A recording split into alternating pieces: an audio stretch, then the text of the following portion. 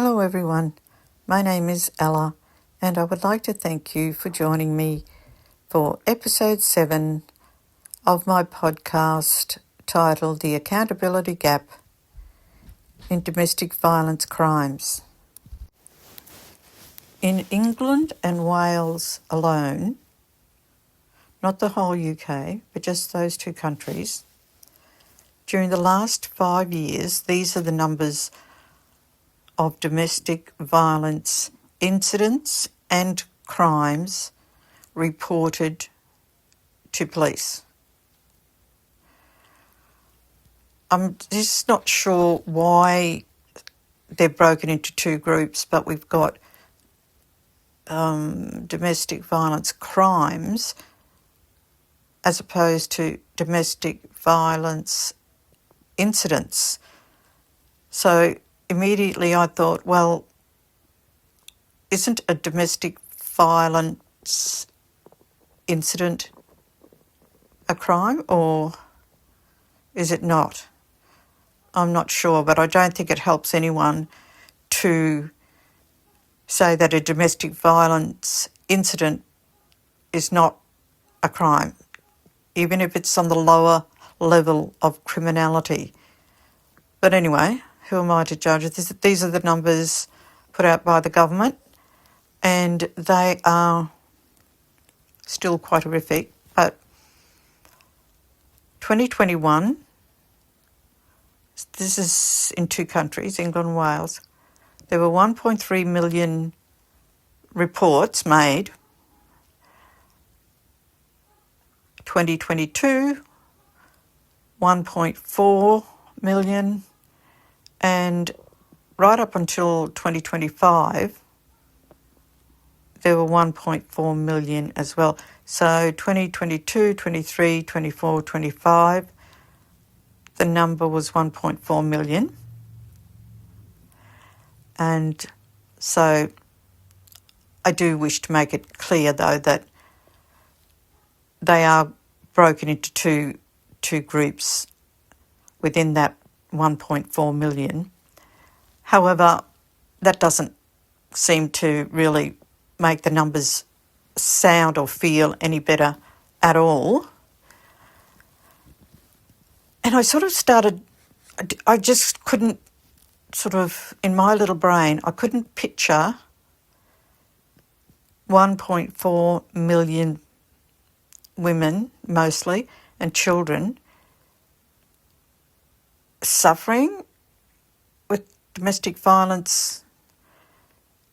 And I thought to myself, I sort of thought, right, I closed my eyes, and so listener, I'd like you to just, for a minute, try and picture 1.4 million women and children.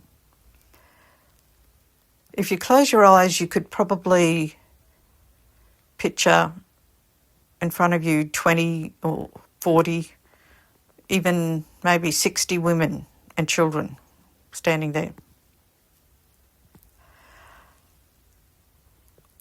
Before I go on, though, I would like to say I understand that there are some men that do get abused as well, but that's another podcast for someone else to do. I'm only interested in talking about women and children because as a survivor myself, this is my podcast and I just want to talk about women and children. So if there's a podcast somewhere for men, that's great, but I'm just talking about women and children in all of my podcasts.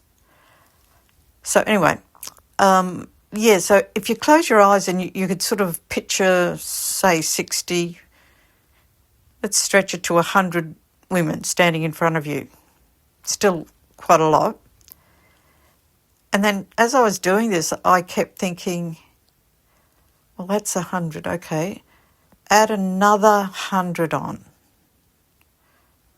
That's a lot. And then it sort of starts, my mind's going round and round and thinking, you're going to have to add on thousands and thousands and thousands. Like, just, where does the number stop? And it's as I said, my little brain just couldn't comprehend that huge number, 1.4 million women and children that had reported incidents / crimes to the police in 1 year.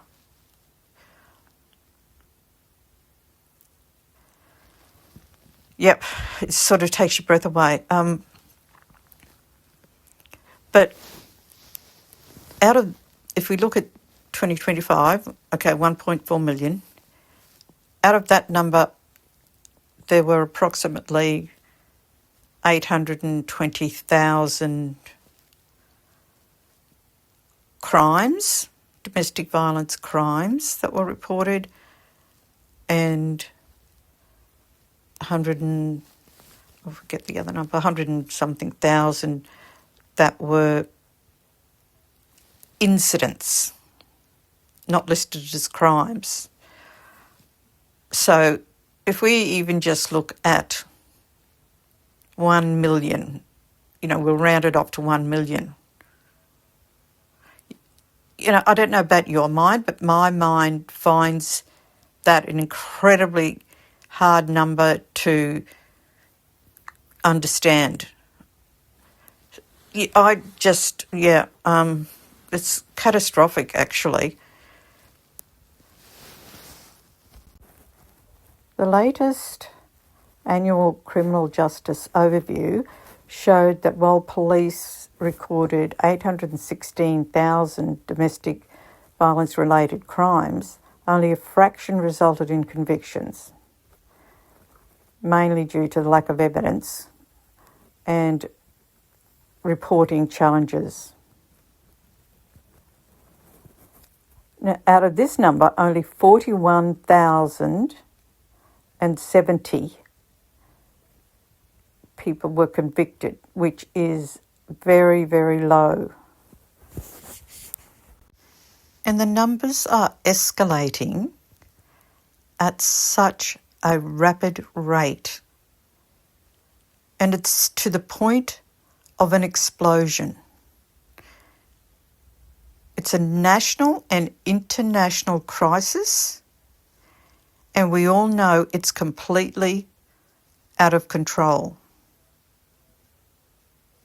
Governments and law enforcement agencies and domestic violence survivors tell us the same thing over and over again. The numbers are horrific. People are dying every hour of every day, and nobody's waving the red flag and saying, "Yikes! The house is on fire. We got to get out of here." It's that catastrophic. And I was thinking the other night. I was thinking, the government officials that have the numbers, they know the numbers, they know how much funding is actually needed, because the domestic violence service providers, they would be repeatedly telling the government exactly how much is needed. And they never get the amount of money that they need. So the ball's back in the government's court, and they just don't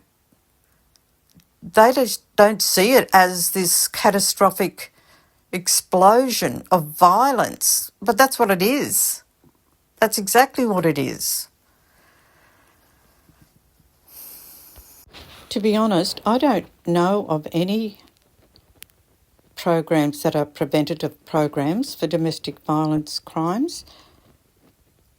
I must do some more research about that, but I just think prevention's got to be better than the mess that we have now.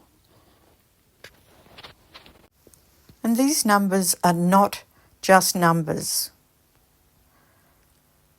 These statistics represent women and children that have been violated, abused, terribly hurt, and their lives have been changed for the worse forever. And it just beggars belief that the people with the power and the money and all they need to actually fix this crisis, they don't seem to get it, that it is a national crisis.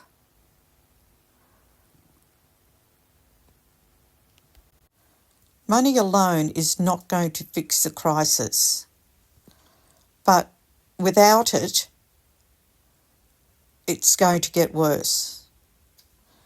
But for me, in my personal opinion, I do believe that early education, especially for boys, but girls as well, is the key to preventing this crisis from continuing. Boys need to be taught that there are consequences to their actions and that consequences are serious. And I'm talking about 5-year-olds. We need to start explaining to them at their level what sort of behaviour is acceptable and what is not.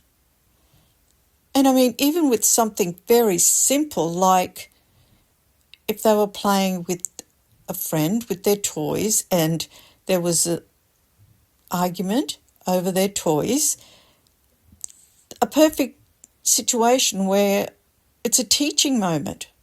We have to teach boys that emotional outbursts is not acceptable.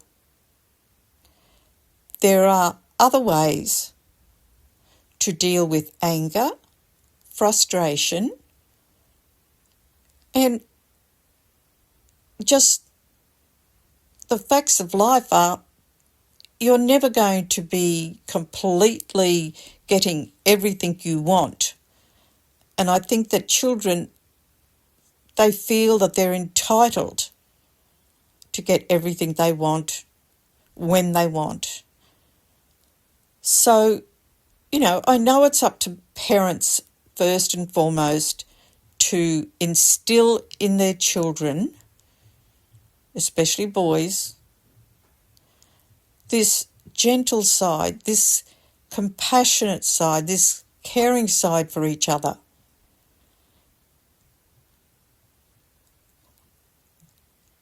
Boys are made to feel weird if they have emotions and if they cry. I mean, how ridiculous. They're human beings. They're little boys, they're children. Of course they're going to cry. Of course they're going to get emotional. Of course they're going to get angry, sad, scared, all those things that girls get.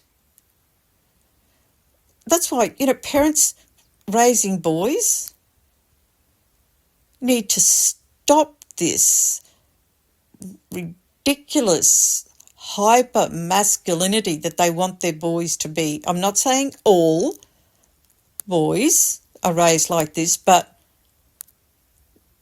just refer back to the number that I was talking about before, roughly 1 million reports of domestic violence in the UK and Wales last year. So I am talking about a lot of children that are going to be coming up through the education system as we speak, and the boys need to come to school with all of their emotional needs met at home in a loving, gentle way, because they're as gentle as the girls. I mean, they're the same. And I've seen it. I've seen parents with a girl and a son, a daughter and a son in their family, and they treat them completely differently. And it's like, are you kidding me? I mean, if we don't tackle it at home, or at the very least, once formal education starts, you're going to end up with this, the numbers are probably going to triple in 5 years' time or 10 years' time. I mean, who wants to live in a society where boys and men are looked down on because they have emotions and because they feel sad? I mean, that's revolting. So education is the key, I think, to preventing a future full of domestic violence crimes. And that does require a large amount of funding, but I believe our children and our women are worth it. We are the backbone of this country. Children are our future. We can either put the bare minimum funding in, we can ignore looking at education as a first priority in prevention of violence with boys, and hope for the best. And, we know what's going to happen there. Or we can probably double or at least maybe triple the funding that we put into preventative programs. And the first one, I think, should start at kindergarten or year one, the first, very, very first year of formal education, at least. And boys will be a lot happier for it. They won't be so stressed. They won't be so anxious. They won't be so angry. And, I mean, it's not rocket science. I mean, you don't have to be a genius to really figure that out if you sort of sit and think about it.